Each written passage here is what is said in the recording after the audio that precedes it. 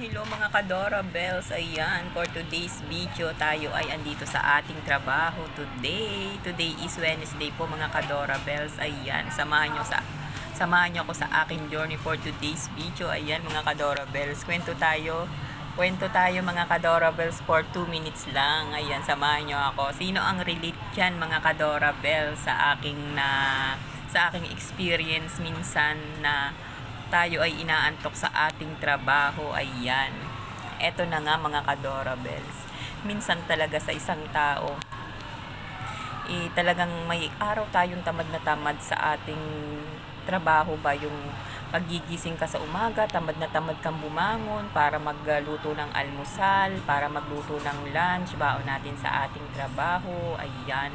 Tapos pagdating natin dito sa trabaho, talagang danas na danas ko po mga Kadora Bells. Talagang ako'y talagang kahit nakaupo ako'y antok na antok. At kahit po may customer, talagang ako po ay antok na antok. Ang ginagawa ko, umupo, tumayo, kahit nakatayo ako, talagang dinadaanan talaga ako ng antok, na kapag ako'y pumikit ay parang ako'y mapapatulog talaga. Ayan mga Kadora Bells.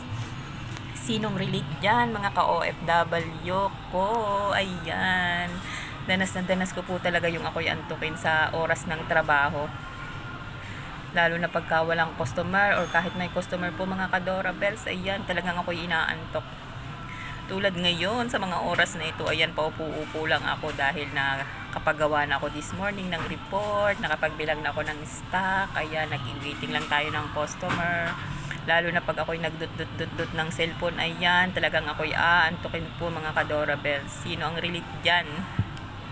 Huwag nyo sabing hindi nyo nararanasan ang aking nararanasan. Ayan.